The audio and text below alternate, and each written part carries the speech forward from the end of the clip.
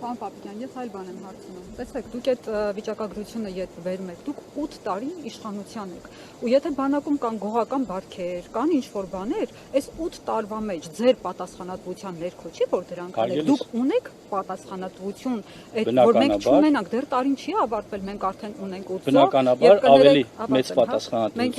Մենք էլ ենք ծնող, մենք էլ ենք մայր, մենք էլ զավակներ ունենք բանակին ուղարկելու, սա ոչ միայն ազգային, անձնական նաև հարց է, ու մենք պիտի վստահ լինենք բանակին, մենք զինվոր ենք տանում, որ իրար խփեն, հետո ասեք դե գողական բարքեր են քֆուր են դրել բան են արել, դուք ունեք որևէ պատասխանատվություն, թե չէ այստեղ։ Բնականաբար որպես պաշտպանության նախարար ես իմ պատասխանատվության մասնաբաժինը ունեմ, բայց դրա մասնաբաժինը ունեն նաև նրանք, ովքեր այդ քրեական ենթամշակույթին, բայց միշտ չէ որ քրեական ենթամշակույթի մասին է խոսքը, եկեք ակցենտը միայն դրա վրա չդնենք, որ դրան վերաբերում են թողտվությամբ, մատերի արանքով են նայում այդ երևույթներին, եւ դուք որպես ծնող, ես վաղը որպես ծնող, հասկանում եք, այս հարցին մենք պիտի համակարգային մոտենանք, ուզում ենք ապրենք գողական բարքերով, այսօր չի եղել, որ բանակում, բաղնիքում, որ ինչ-որ բան ընկնում է, դա անձերտալ չի կարելի, ես չեմ դրա հեղինակը, հասկանում եք, ես չեմ հեղինակը, որ մարտական դիրքում քնած զինվորը այլևս նրան դիպչել չի կարելի, ես չեմ դրա հեղինակը, բայց ես պատասխանատու եմ, որ դա արմատախիլ անենք, ու ես չեմ նահանջելու, գնալու եմ դրանք արմատախիլ անելու ետևից, ամեն օր, թե դա ինչքան արդյունք է տալիս ու ինչքան արդյունք կտա, կարծում եմ 25 թվականի մեր ցուցանիշը նաև դրա մասին է, բայց ես 2025, երկու թվի մասին է խոսքը, բայց նորից եմ ասում, ես այս հարցին չեմ ուզում նայել որպես լոգ վիճակագրություն, ես առաջարկում եմ դուք էլ այս հարցին նայեք որպես ծնող, որպես քույր, որպես հասարակության մտահոգ քաղաքացի,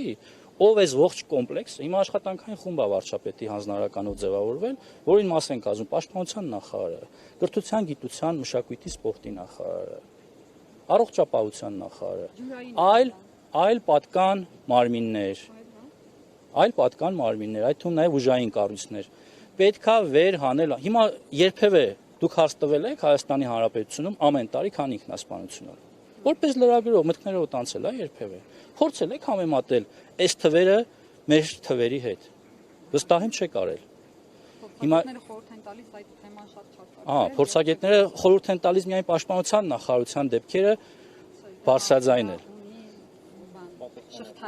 հարգելիս, բա այդ շղթայի մասին խոսում եք, հիմա մի քանի օր իրար հետևից որ դեպքեր են դնում, դա այդ շղթայի նման չի, համ գիտեք որ դա հոգեբանական ազդեցություն կարող է ունենալ, ընդ որում ամիս, օգոստոս ամիս, որը մարդու ամենահոգեբանորեն ընկճված ամիսն է համարվում, ես հոգեբան չեմ, ես դա գիտեմ հոգեբանների ասելով, նկատի ունեմ հիմա չգնանք մասնագիտական դաշտ, ես եկեք հարցին պատասխանեմ որպես պաշտպանության նախարար, իսկ ինչ վերաբերում է մնացած հարցերին, այդ թվում նաև մնացած պատասխանատվություններին, այո, նաև պատասխանատուներ կան, որ իրենց աշխատանքը գուցե ավելի լավ կարող էին անել, եւ դրանք ունեցել են հետևանքներ, առաջիկայում կունենանք նաև նոր նշանակումներ։ Պարոն նախարար, դուք ըստ էության տարանջատում եք դնում խաղաղ պայմաններում բանակում զոհվածների, ես հիմա ըստ էության թվերը առանձնացնում եք, հա, ինքնասպանություն, սպանությունների դեպքերը խաղաղ պայմաններում զոհվածների մյուս թվից, արդյոք այս տարանջատումը ինչին է օրինակ թվերը։ Ես լավ չհասկացա, խնդրում եմ։ Դուք մենակ նախարար, ես կասեմ հարցեությունը, պաշտպանության նախարարությունը միակ կառույցն է, որ եւ ծառայության հետ կապված եւ չկապված դեպքերը ինքնասպանությունների եւ սպանությունների թվերն է ներկայացնում, բայց խաղաղ պայմաններում զոհերի թիվը ասում եք պետք չի։ Զոհը ինչ է կներեք էլի, զոհ տերմինը ինչ է։ Մահացողները, մահանալն ու զոհվելը նույն բաներն են։ Այսինքն ավտովթարը զոհ չի։ Քաղաքացիական բանը դու։ Հարգելիս, երբ մենք խոսում ենք վիճակագրության մասին, ես խոսեցի, որ կարող է մարդը հիվանդությունից, մենք գործ ունենք տասնյակ հազարավոր անդամներ ունեցող համակարգի մասին, որտեղ ծառայում են 18-ից մինչև 65 եւ ավելի նույնիսկ երբեմն տարիք ունեցող մարդիկ, ովքեր ունեն հիվանդություններ, սրտանոթային, տառապում են այլ հիվանդություններով, մեքենա են վարում, վթարվում են, վիրավորվում են եւ մահանում են։ Ներողություն, ես իմ հարցը Հարգելիս, ուր եմ տանում, ներողություն էլի, դիցուկ քաղաքացի, ով ծառայում է Հայաստանի Հանրապետության բանակում։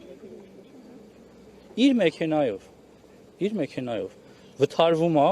ու մահանում է։ Իրանց տանը, ընտանիքով։ Ես դրա մասին Ընտանիքով եմ ավտարվում նույնիսկ դրան դեպքեր ունենք։ Պարոն նախարար, հիմա դուք ծայրահեղացնում եք։ Ոչ, դուք եք ծայրահեղացնում։ Չէ, կարելի է իմ հարցը։ Այո, իհարկե։ Մարդիկ ասում են, որ իրավապաշտպանները, նաև ծնողները, որ մենք բանակին երեխա ենք տալիս եւ այդ երեխաները մահանում են։ Դուք ասում եք, որ ինչու եք տարանջատում ըստ էության նվազեցնելով պատասխանատվությունը եւ ասում եք սա ծառայության հետ ինչ կապ ունի։ Արդյոք չեք տեսնում այդ կապը եւ մարդիկ բանակ են ուղարկում երեխային։ Դուք ասում եք հիվանդությունների Ձեր հարցը անկեղծ եք տալիս։ Որովհետեւ հնչում է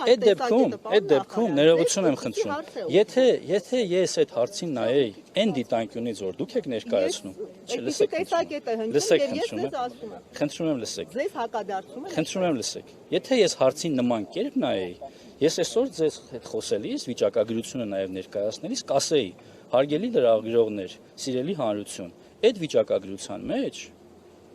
ժամկետային զինծառայողները 4-ն են։ Մնացածը պայմանագրային ու տարբեր կոչումներ ունեցող տարբեր տարիքային խմբերի զինծառայողներ են, բայց ես դրա մասին չեմ խոսել։ Ձեր հաշվարկով կամ ձեր մեթոդաբանությամբ բոլորը 18-ից 20 տարեկան երեխաներ են կամ տղաներ են։ Այդպես չի։ Ես նշում եմ, որ ձեր նշած վիճակագրության մեջ տարբեր տարիքային խմբերում գտնվող ու տարբեր պատճառներով եղած դեպքերն են, որը Պաշտպանության նախարարությունը ի տարբերություն որևէ այլ կառույցի։ Հիմա դուք երբևէ վիճակագրություն լսել եք X մարդ, հիմա չասեմ, լավ, փրկարար ծառայությունում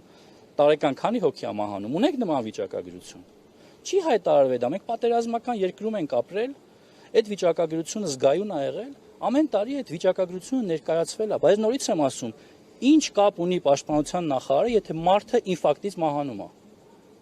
Ինչ կապ ունի գլխավոր շտաբի պետը, եթե մարդը իր մեքենայով վթարվել է։